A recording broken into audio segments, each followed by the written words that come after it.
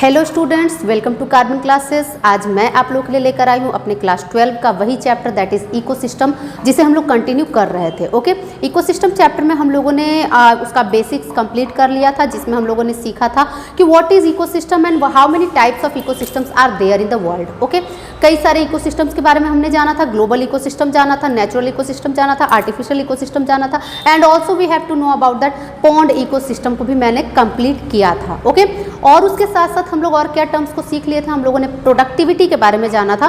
Productivity the rate of production by producers. Okay, इसे हम लोग प्रोडक्टिविटी कहते हैं। प्रोडक्टिविटी को भी हम लोगों ने आगे क्लासिफाई किया था, that is gross primary productivity and net primary productivity. Okay, तो ग्रॉस प्राइमरी प्रोडक्टिविटी तो हमने कर ही लिया था, नेट प्राइमरी प्रोडक्टिविटी भी हमने कर लिया था। आप लोग मेरे वीडियो को फॉलो कर सकते हैं, उससे पता चल जाएगा आप लोग को।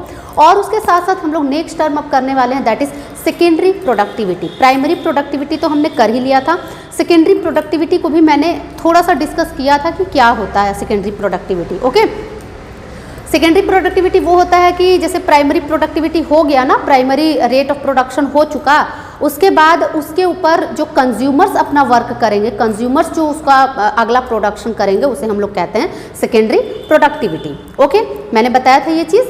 और अब हम लोग जो नेक्स्ट टर्म इसका करेंगे इस चैप्टर का, एक तरह से ये चैप्टर आपका बहुत ही सीधा साधा चैप्टर है, बहुत ही सिंपल सा चैप्टर है। ओके, आप लोगों को बस लिंक क्रिएट करते जाना है चैप्टर को आगे कंटिन्यू करने के लिए। बहुत सिंपल सा चैप्टर है। नेक्स्टली जो इसमें टर्म है that is factors affecting productivity. अगर हम लोग फैक्टर्स की बात करें तो कौन से फैक्टर्स प्रोडक्टिविटी को अफेक्ट करते हैं। ओके, तो क्या करेंगे हम लोग, फैक्टर्स इफेक्टिंग प्रोडक्टिविटी, मतलब प्रोडक्टिविटी हमारा प्लांट्स हमारे प्रोडक्टिविटी ज़्यादा करेंगे कि कम करेंगे, ये कुछ फैक्टर्स पर डिपेंड करते हैं। ओके, कुछ फैक्टर्स जो कि क्या है, कुछ स्पेशल टर्म्स, जैसे कि नंबर 1 हम लोग कह सकते हैं plant species. Plant species, okay, plant species हम लोग कह सकते हैं। प्लांट स्पेशीज का मतलब कि कुछ प्लांट्स होते हैं जो ज़्यादा प्रोडक्टिविटी करते हैं, कुछ प्लांट्स होते हैं जो कम प्रोडक्टिविटी करते हैं। ओके, आप लोग क्लास 11th में पढ़े होंगे C3 plants, C4 plants, cam plants, ये सब कुछ आप लोगों ने फोटोसिंथेसिस चैप्टर में पढ़ा होगा। क्या होता है कि फोटोसिंथेसिस एक तरह से ऐसा प्रोसेस है जिससे कि प्रोड्यूसर्स अपना खाना बनाते हैं, ठीक है, प्रोडक्टिविटी करते हैं। तो बात है कि कुछ प्लांट्स ऐसे होते हैं जो काफ़ी ज़्यादा प्रोडक्टिविटी बनाने का मतलब अपने अंदर कैपेसिटी रखते हैं, कुछ ऐसे होते हैं जो कम भी प्रोडक्टिविटी करते हैं, नॉर्मल वे में करते हैं। ओके, तो हम लोग कहते हैं कि C4 plants have higher productivity. Okay, तो अब प्लांट स्पेशीज़ के अकॉर्डिंग हम लोग क्या कह सकते हैं कि प्लांट स्पेशीज़ जैसा होगा वैसा उसका प्रोडक्टिविटी हो सकता है। ओके, तो ये एक फैक्टर है कि नहीं, ये एक फैक्टर है जो कि हम लोग जिससे हम लोग पता करेंगे कि प्रोडक्टिविटी हाई है या लो है। ओके, प्लांट को देख के हम लोग पता करेंगे कि इसका प्रोडक्टिविटी हाई होगा या लो होगा। इसी तरह हम लोग दूसरा टर्म कर सकते हैं availability of nutrients. Availability of nutrients in soil, क्या कह सकते हैं, ये तो आप लोगों को एकदम क्लियर वे में समझ में आ गया होगा। न्यूट्राइंट प्रॉपर है या नहीं है सॉइल में। ओके, सॉइल जिसको हम लोग कहते हैं ना कि सॉइल 3 टाइप्स के होते हैं, क्लेई सॉइल होता है, लोमी सॉइल होता है और एक सैंडी सॉइल होता है। अगर हम लोग बात करें कि न्यूट्राइंट किस में ज़्यादा होता है तो ज़्यादातर हम लोग क्या आंसर करते हैं, that is loamy soil. Okay, तो loamy soil is very useful soil for any type of crop production. Okay, किसी भी टाइप ऑफ क्रॉप प्रोडक्शन के लिए सॉइल लोमी सॉइल बेस्ट होता है। और दूसरी बात कि सॉइल में अवेलेबल एसेंशियल न्यूट्राइंट्स मेनली करके प्रोडक्टिविटी को बढ़ाने और घटाने का काम करते हैं। ओके, तो न्यूट्राइंट्स जो कि मेन न्यूट्राइंट्स है प्लांट्स का, जैसे कि पोटेशियम है, फॉस्फोरस है और कैल्शियम है, NPK हम लोग जानते हैं, that is potassium, phosphorus and क्या था, NPK, potassium, phosphorus and nitrogen. तो ये 3 टर्म्स अगर अवेलेबल मात्रा में हैं, एसेंशियली उसमें मतलब मौजूद है मिट्टी में, तो मिट्टी बहुत ज़्यादा प्रोडक्टिविटी देगा। ओके, वहाँ पे जो प्लांट्स फोटोसिंथेसिस करेंगे उसका प्रोडक्टिविटी बढ़ेगा, रेट ऑफ प्रोडक्टिविटी बढ़ेगा, ठीक है, और अगर कम होंगे तो रेट ऑफ प्रोडक्टिविटी घटेगा। ठीक है, तो इस तरह से न्यूट्राइंट भी बहुत ज़्यादा इफेक्टिव होता है प्रोडक्टिविटी के लिए। और थर्डली हम लोग कह सकते हैं photosynthetic capacity. Okay, photosynthetic capacity, ये भी कुछ वही टर्म है हमारा, समझ लीजिए कि फोटोसिंथेटिक कैपेसिटी कुछ प्लांट होते हैं जो एवरी टाइम मतलब पूरे दिन भर फोटोसिंथेसिस कर पाते हैं, कुछ प्लांट होते हैं जो सिर्फ रात के टाइम फोटोसिंथेसिस करते हैं। तो ये तो कैपेसिटी हुआ ना, इसके अनुसार आप लोग बता सकते हैं कि प्रोडक्टिविटी हाई होगा या लो होगा। ओके, तो ये भी एक बहुत बड़ा इंपॉर्टेंट फीचर है, that is effect show off करता है कि प्रोडक्टिविटी का दर, रेट ऑफ प्रोडक्टिविटी बढ़ेगा या घटेगा। ओके, तो इस तरह से हम लोग जानते हैं कि 3 टर्म्स इफेक्ट करते हैं प्रोडक्टिविटी को। फोटोसिंथेटिक कैपेसिटी का भी एग्जांपल आप लोग वही ले सकते हैं जो कैम प्लांट्स होते हैं, ज़ेरोफाइटिक प्लांट्स जो होते हैं, जैसे कि कैक्टस हो गया, एलोवेरा हो गया। ये जो ज़ेरोफाइटिक प्लांट्स हैं, क्या ये दिन भर प्रोडक्टिविटी मतलब प्रोडक्शन का काम करते होंगे? क्या इनका रेट ऑफ प्रोडक्टिविटी हाई होगा? नहीं, इनका रेट ऑफ प्रोडक्टिविटी कम होगा। क्यों? क्योंकि ये दिन के टाइम नहीं करते हैं प्रोडक्शन, ये सिर्फ रात के टाइम प्रोडक्शन करते हैं। ओके, दिन के टाइम अगर ये करेंगे तो इनका टोटल वाटर लॉस हो जाएगा, जो कि ये नहीं चाहते हैं। वाटर लॉस कराना ये नहीं चाहते हैं। अगर वाटर लॉस होगा तो इन्हें क्षति पहुंचेगी। ओके, इन्हें हानि हो जाएगा ना, इसलिए प्रोडक्शन का काम दिन के टाइम नहीं करके सिर्फ रात के टाइम करते हैं। तो productivity according to photosynthetic capacity भी आपको समझ में आ गया। फोटोसिंथेटिक कैपेसिटी ज़्यादा है कि कम है, ज़्यादा टाइम के लिए हो रहा है कि कम टाइम के लिए हो रहा है, ये सब इसमें मायने रखता है। ओके, तो ये हो गया हमारा फैक्टर्स अफेक्टिंग प्रोडक्टिविटी। अब हम लोग द नेक्स्ट टर्म करेंगे, दैट इज डिकम्पोजिशन। ओके, जैसा कि हमारे एनसीईआरटी में दिया हुआ है, हम लोग एकदम लाइन बाय लाइन करने जा रहे हैं टर्म्स को। डिकम्पोजिशन,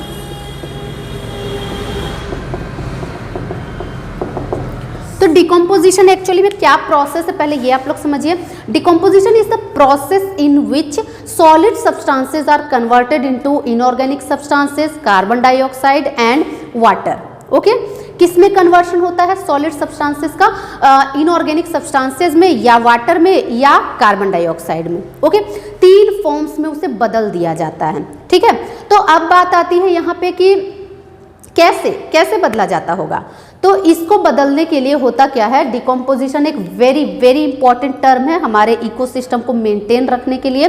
डिकम्पोजिशन अगर होता है तो हमारे लिए फायदेमंद है। ओके, आप लोग जानते होंगे कि ऑर्गेनिक थिंग्स जो होते हैं, ऑर्गेनिक सब्सटेंसेस जो होते हैं, जैसे कि किसी एनिमल का वेस्ट हो गया या कोई एनिमल डेड हो गया या कोई प्लांट का वेस्ट हो गया या प्लांट डेड हो गए। ओके, तो ऐसे अगर टर्म्स हमारे आसपास कहीं पे जमा हो जाते हैं तो उनका डिकम्पोजिशन होना very very essential process. Okay, decomposition अगर वो नहीं होगा तो क्या प्रॉब्लम क्रिएट होगा, उसका लंप बनता जाएगा और लंप बनता जाएगा तो वो जगह मतलब हैवीनेस के कारण वो जगह मतलब भर जाएगी और उस जगह का कुछ वर्क नहीं हो पाएगा और वहाँ पे हमेशा के लिए वो खराब की चीज़ें, जो भी मरी हुई चीज़ें हैं, जो भी डेड रिमेन्स है, वो सब वैसे का वैसे ही रह जाएगा। तो उससे प्रॉब्लम क्रिएट होगा, बीमारियाँ फैलेंगी। ओके, तो इन डेड रिमेन्स को डिकम्पोज करना बहुत ज़्यादा एसेंशियल होता है इकोसिस्टम के लिए। ओके, तो ये जो डिकम्पोजिशन है, ये डिकम्पोजिशन किसके थ्रू होता है? सबसे पहले हम लोग क्या आंसर करेंगे कि सबसे पहला वर्क उस पर कौन करता है? तो सबसे पहला वर्क उसमें करता है अर्थवर्म। ओके, अर्थवर्म जिसे हम लोग कहते हैं फार्मर्स फ्रेंड। ओके, किसानों का दोस्त हम लोग कहते हैं अर्थवर्म को। अर्थवर्म के बारे में आप लोग जानते हैं कि अर्थवर्म एक ऐसा ऑर्गेनिज्म है, एनेलिडा कैटेगरी का वो है। ओके, एनिमल किंगडम में उसे एनेलिडा में डाला जाता है। अर्थवर्म एक ऐसा ऑर्गेनिज्म है जो कि कॉम्प्लेक्स ऑर्गेनिक मटेरियल को सिंपल फॉर्म में पहले कन्वर्ट करता है। ओके, छोटे छोटे टुकड़ों में उसे पहले बांटता है, उसके बाद उस पर कौन वर्क करता है? उसके बाद उस पर different fungus and bacteria work करते हैं। ओके, तो सबसे पहले हम लोगों को ये जानना होगा कि ये अर्थवर्म जो काम कर रहा है, ये अर्थवर्म कौन सा काम कर रहा है। ओके, अर्थवर्म कौन सा काम कर रहा है और ये पूरे प्रोसेस को हमें पहले स्टेप वाइज समझना है। ओके, चलिए, तो डिकम्पोजिशन के बारे में हम लोग लिखेंगे। Decomposition is the process, it is the process, it is the process in which solid organic materials are converted in inorganic elements, carbon CO2 and water. Okay, by the help of detritivores, earthworm and decomposers, fungi and bacteria. Okay, the whole question आपका यहाँ पे sort out हो गया कि कौन कौन इसमें helpful होते हैं. अगर हम लोग ऑर्गेनिजम्स की बात करें तो कौन कौन से ऑर्गेनिजम्स इसमें हेल्पफुल होते हैं. तो the organisms are detritivores, earthworm and also decomposers that are fungi and bacterias. Okay, तो ये कुछ टर्म्स है जो कि आपको लर्न करना है. फॉर डिकम्पोजिशन क्या क्या जरूरी है. ओके, किन चीज़ों के कारण डिकम्पोजिशन होता है. और इसी में हम लोग एक और वर्ड यूज करेंगे that is detritus. Detritus. Okay, तो डेट्राइटस को हम लोग क्या कहते हैं. Detritus is nothing then raw material for decomposition. Okay, detritus क्या है. Raw material for decomposition. अब ये रॉ मटेरियल कहाँ से बना, सोचिए, आप ही लोग सोचिए, ये रॉ मटेरियल कहाँ से बना. ये डेट्राइटस डेट्रिटिवोर्स ने बनाया ना. डेट्रिटिवोर्स जो कि क्या नाम से जाना जाता है, अर्थवर्म. ठीक है, हुआ क्या, सो ध्यान से सुनिए. एक ऑर्गेनिज्म मरा, ठीक है, एक पेड़ की पत्तियां गिरी, पेड़ से फल गिरे, सड़ गया वो सब. ठीक है, वो सब एक तरह से डेड रिमेन्स हो गए. डेड मटेरियल से एक जगह पे ढेर सारा इकट्ठा हो गया. ओके, अब वहां पे क्या हुआ कि वहां पे अर्थवर्म आया. अर्थवर्म ने क्या किया, वहां पे कंटिन्यू वहां पे क्या करना शुरू किया, वहां पे जुताई करना शुरू कर दिया. ओके, आप लोग जानते हैं वो खेतों में जुताई होता है, हर चलाना, बस वही काम वो शुरू कर दिया जिसे हम लोग कहते हैं vermi composting. Okay, vermi composting earthworm ने स्टार्ट कर दिया. उसी पे वो बार बार घूम रहा है, बार बार घूम रहा है, मिट्टी को लूज कर रहा है, उसको पहले वो मिक्स कर रहा है. ओके, मिक्सचर का काम कर रहा है, मिक्सर, क्रशर, सब कुछ का काम अर्थवर्म करता है. ओके, उसी में वो अपना जो फीकल मैटर है वो उसी में निकालता है, उसी को वो खाता है. ठीक है, उस पूरे कचड़े को वो खा रहा है, वहाँ फीकल मैटर निकाल रहा है, वहाँ पे वो लूजनिंग ऑफ सॉइल कर रहा है. ओके, लूजनिंग ऑफ सॉइल, और सारे मटेरियल्स को छोटे छोटे टुकड़ों में साथ साथ बांट रहा है.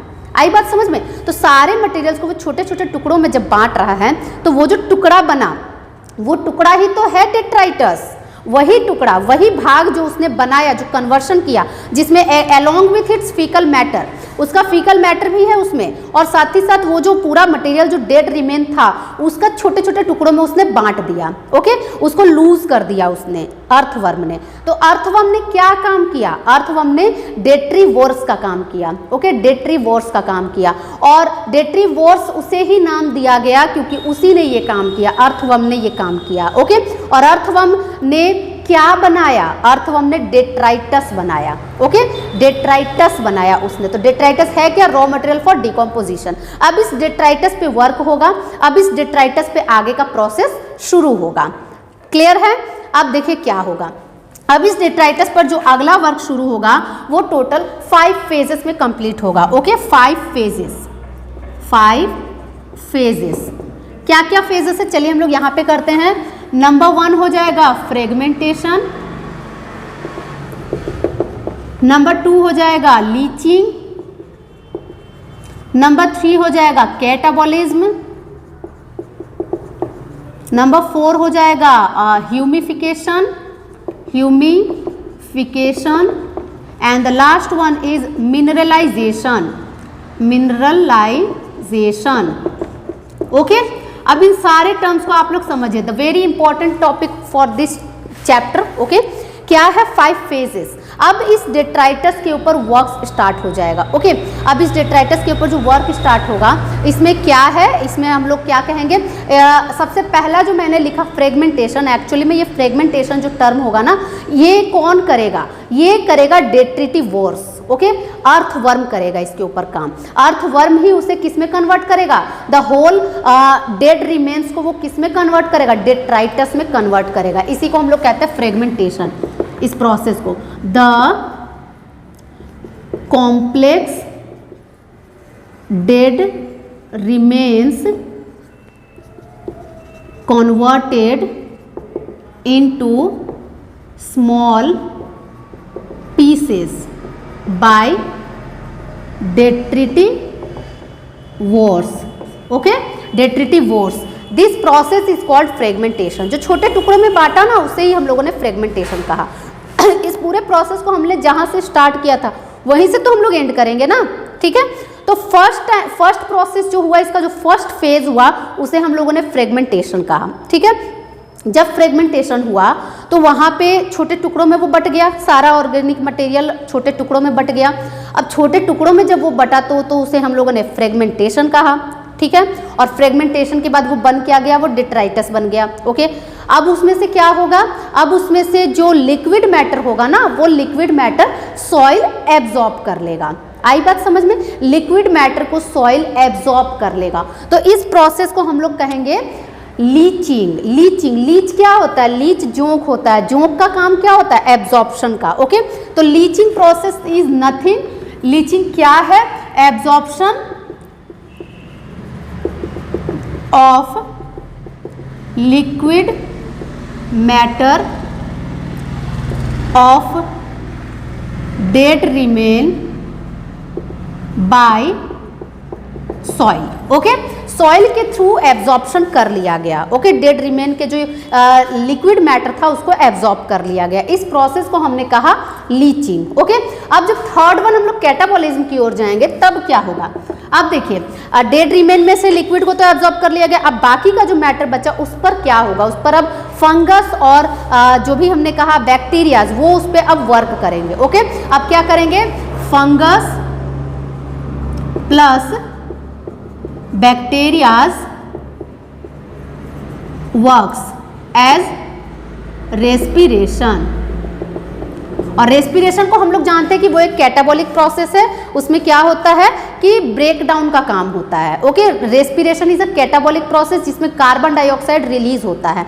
तो यहाँ पे ये लोग भी वही काम कर रहे हैं. फंगस एंड बैक्टीरियाज यहाँ पे रेस्पिरेशन बार बार करेंगे और वो जो मटेरियल है, वो जो एक्स्ट्रा मटेरियल है, डेड मटेरियल, उस पे वो लोग रेस्पिरेशन बार बार करेंगे जिसके कारण कि क्या रिलीज होगा, कार्बन डाइऑक्साइड रिलीज होगा. ओके, तो क्या निकला, एक मटेरियल हमारा निकल गया कार्बन डाइऑक्साइड. ओके, एक मटेरियल हमारा वाटर जो कि सॉइल ने एब्जॉर्ब कर लिया. ओके, तो यहाँ पे कार्बन डाइऑक्साइड रिलीज हो गया. अब यहाँ पे होगा ह्यूमिफिकेशन. अब क्या होगा कि the remaining substances converted into humus. The remaining substances converted into humus. Okay, humus क्या होता है, humus is reservoir of nutrients. Humus क्या होता है, रिजर्वायर ऑफ न्यूट्राइंट्स. कई सारे न्यूट्राइंट्स उसमें रिजर्व रहते हैं ह्यूमस में. ओके, तो ह्यूमिफिकेशन क्या है, making of humus is called humification. Okay, the process for making humus is called humification. Okay, तो क्या हुआ कि फंगस और बैक्टीरिया ने वर्क किया, कार्बन डाइऑक्साइड को एयर में डाल दिया. अब जो रिमेनिंग सब्सटेंस बचा वो क्या हो गया, वो एक डार्क कलर का सब्सटेंस बन जाएगा जो मिट्टी में मिल जाएगा. तो उसे हम लोग क्या कहेंगे, उसे हम लोग कहेंगे ह्यूमस. ह्यूमस बन गया. ओके, ह्यूमस बन गया. ह्यूमस क्या है, nothing. Humus is a reservoir of nutrients. Okay, reservoir of nutrients हम लोग ह्यूमस को कहते हैं. और साथ ही साथ द लास्ट प्रोसेस मिनरलाइजेशन. तो मिनरलाइजेशन में क्या हो जाएगा, soil can take in the essential minerals from the humus. क्या करेगा, सॉइल ह्यूमस से मिनरल्स को टेक करेगा. ओके, और इस प्रोसेस को हम लोग कहेंगे मिनरलाइजेशन. सॉइल में ह्यूमस का मिलना, the mixing of minerals from humus to soil. Okay, this process is called mineralization. तो हो गया हमारा पूरा काम खत्म, डिकम्पोजिशन का काम खत्म. ओके, तो डिकम्पोजिशन में हमने देखा कि कितने सारे टर्म्स इंक्लूड हुए. आप लोगों ने पहले पढ़ा होगा डिकम्पोजिशन, बट इतना डिटेल आई थिंक कि आप लोगों ने पहले कभी नहीं पढ़ा होगा. और इस तरह से आप लोग मेरे वीडियोस को पसंद करते रहिए कि मैं आप लोगों को इस तरह से डिटेल्स देती रहूं. मुझे भी अच्छा लगेगा, आप लोगों को भी अच्छा लगेगा, आप लोगों को भी पसंद आए वीडियोस, और साथ ही साथ आप लोगों को बेनिफिट्स भी मिलते रहें. इससे सिर्फ आपका बेनिफिट नहीं है, इससे मेरा भी बेनिफिट है. ओके, ताकि मैं ज़्यादा से ज़्यादा और डिटेल आप लोगों को पढ़ाऊँ और ज़्यादा अपना बेस्ट देने की कोशिश करूँ। ओके, आप लोग को अगर पसंद आए तो मेरे वीडियोस को फॉलो कीजिए, शेयर कीजिए और जिन्होंने सब्सक्राइब नहीं किया सब्सक्राइब कीजिए। Okay, thank you.